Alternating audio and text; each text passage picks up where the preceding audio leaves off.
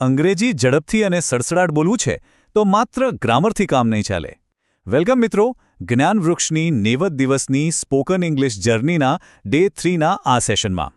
આજે આપણે ગોખણપટ્ટી નથી કરવી. આજે આપણે એવા પાયાના શબ્દો જોઈશું જે ખરેખર રોજબરોજના જીવનમાં વપરાય છે. તો ચાલો ફટાફટ શરૂ કરીએ. હવે સૌથી પહેલાં મને એ કહો, કાકા, મામા, માસા, ફુવા, આપણી ગુજરાતી ભાષામાં કેટલા બધા શબ્દો છે સંબંધો માટે, રાઈટ?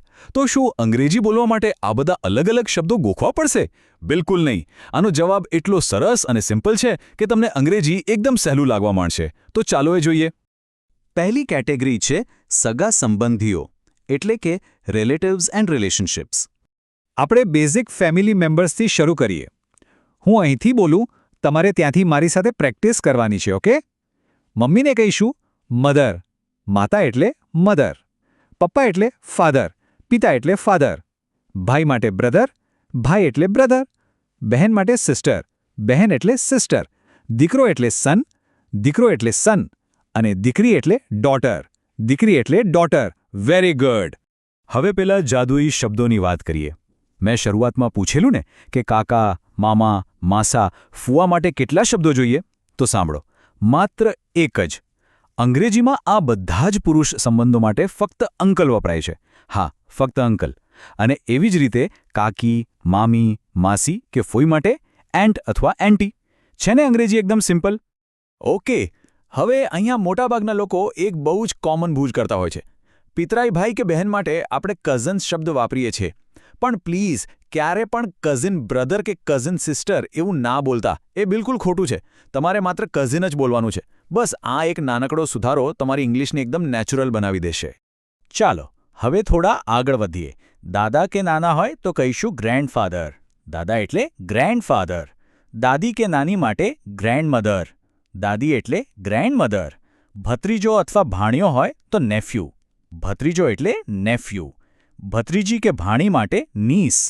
ભત્રીજી એટલે નીસ. પતિને કહીશું હસબન્ડ. પતિ એટલે હસબન્ડ અને પત્ની એટલે વાઇફ. પત્ની એટલે વાઇફ. મારી સાથે રિપીટ કરતા રહેજો. હા. હવે લગ્ન પછી જે સંબંધો બને છે ને, જેને આપણે ઇનલોઝ કહીએ છીએ, એનો એકદમ સિમ્પલ નિયમ છે. બસ સંબંધની પાછળ ઇનલો લગાવી દેવાનું. જેમ કે સસરા એટલે ફાધર ઇનલો, સસરા એટલે ફાધર ઇનલો. સાસુ એટલે મધર ઇનલો, સાસુ એટલે મધર ઇનલો. જમાઈ માટે સન ઇનલો, જમાઈ એટલે સન ઇનલો. અને પુત્રવધુ અથવા વહુ હોય તો ડોટર ઇનલો, વહુ એટલે ડોટર ઇનલો. રાઈટ? ઓલરાઈટ. હવે આપણે બીજી કેટેગરી પર જઈએ, જે છે શરીરના અંગો, એટલે કે પાર્ટ્સ ઓફ ધ બોડી. ચલો માથાથી શરૂઆત કરીએ. માથું એટલે હેડ. માથું એટલે હેડ. વાળ એટલે હેર. વાળ એટલે હેર. ચહેરો એટલે ફેસ. ચહેરો એટલે ફેસ. આંખ એટલે આઈ, અને જો બંને આંખો હોય તો આઈઝ. કાન એટલે ઇયર. કાન એટલે ઇયર. નાક એટલે નોઝ. નાક એટલે નોઝ. અને મોં એટલે માઉથ. મોં એટલે માઉથ. જોડે જોડે બોલવાનું ચૂકતા નહીં. હવે અહીંયા એક ખાસ વસ્તુ નોંધવા જેવી છે.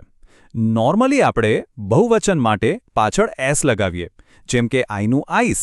પણ જો એક દાંતની વાત હોય તો ટૂથ, પણ એકથી વધુ હોય તો ટૂથ્સ ના કહેવાય, તેને ટીથ્સ કહેવાય. ટૂથ અને ટીથ.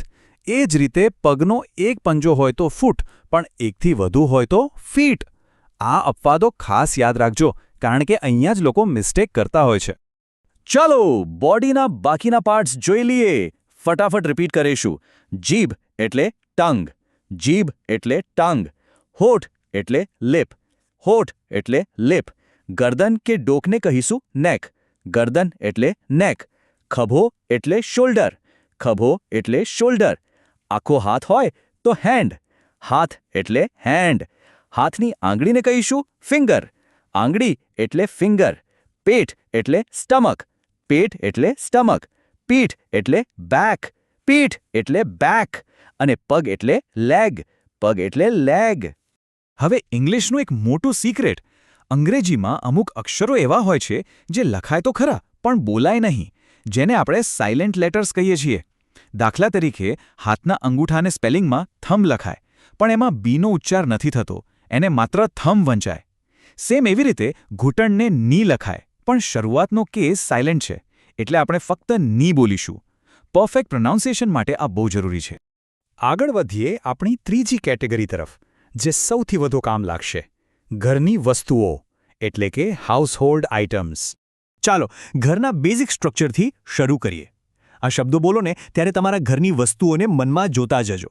ઘર કે મકાનને કહીશું હાઉસ અથવા હોમ. મકાન એટલે હાઉસ કે હોમ. દરવાજો એટલે ડોર. દરવાજો એટલે ડોર. બારી એટલે વિન્ડો. બારી એટલે વિન્ડો. અને દિવાલ એટલે વોલ. દિવાલ એટલે વોલ. સો અહીંયા એક બહુ ઇન્ટરેસ્ટિંગ ડિફરન્સ છે. આપણે ગુજરાતીમાં ઉપરના ભાગને છત જ કહીએ છીએ, રાઈટ? પણ ઇંગ્લિશમાં જો મકાનની બહારની કે અગાસીવાળી છત હોય તો એને રૂફ કહેવાય. પણ તમે રૂમની અંદર હો અને ઉપર જુઓ જ્યાં પંખો લાગેલો છે, એ અંદરની છતને સીલિંગ કહેવાય છે. છે ને કમાલનો તફાવત? હવે ફર્નિચર અને બેડરૂમની વસ્તુઓ જોઈ લઈએ. રિપીટ કરવાનું ચાલુ જ રાખજો. ખુરશી એટલે ચેર. ખુરશી એટલે ચેર. ટેબલ કે મેજ એટલે ટેબલ. ટેબલ એટલે ટેબલ. પલંગ કે પથારીને કહીશું બેડ. પલંગ એટલે બેડ. ઓશિકુ એટલે પિલો. ઓશિકુ એટલે પિલો. ધાબળો એટલે બ્લેન્કેટ. ધાબળો એટલે બ્લેન્કેટ. અને અરીસો એટલે મિરર. અરીસો એટલે મિરર. વધુ એક બહુ જ ઇન્ટરેસ્ટિંગ વસ્તુ કહું.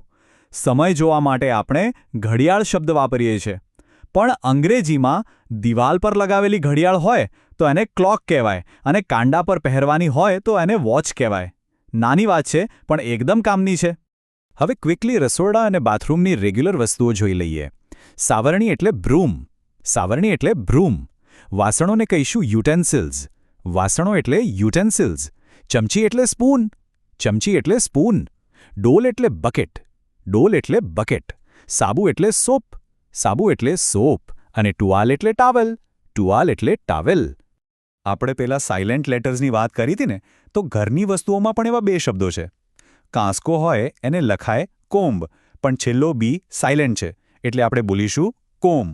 અને એવી જ રીતે છરી કે ચપ્પુ માટે સ્પેલિંગ નાઇફ છે, પણ પહેલો કે બોલવાનો નહીં એટલે સાચો ઉચ્ચાર થશે નાઇફ. હવે આવે છે આ સેશનનો સૌથી અગત્યનો ભાગ, પ્રેક્ટિસ માટેનો હોમવર્ક. કારણ કે ખાલી સાંભળવાથી ઇંગ્લિશ નથી આવડવાનો. અહીંયા એક 3 સ્ટેપ પ્લાન આપું છું જે તમારે આજે જ ફોલો કરવાનો છે. સ્ટેપ 1, આ બધા જ શબ્દો એક નોટબુકમાં અર્થ સાથે લખી લો. સ્ટેપ 2, જે મારો ફેવરેટ છે, ટચ એન્ડ સ્પીક. અરીસા સામે ઊભા રહીને શરીરના અંગોને અડીને ઇંગ્લિશમાં નામ બોલો. અને ઘરમાં ફરતા ફરતા દરવાજાને અડીને કહો ડોર. અને સ્ટેપ 3, તમારા ઘરમાં જ આનો ઉપયોગ શરૂ કરો. કાકા સામે આવે તો મનમાં વિચારો કે આ અંકલ છે. કંઈ માગવું હોય તો બોલો મારો ટાવલ ક્યાં છે? હંમેશા એક વસ્તુ યાદ રાખજો, કોઈ સીધું મોટા ઇંગ્લિશ વાક્યો બોલતા નથી શીખી જતું. આવા નાના શબ્દોને રોજના ગુજરાતી વાક્યોમાં ઉમેરવાથી જ ખરી શરૂઆત થાય છે. આજે આપણે જેટલા શબ્દો શીખ્યા એને રોજબરોજ વાપરવાનું શરૂ કરો. તમારો કોન્ફિડન્સ ઓટોમેટિક વધી જશે.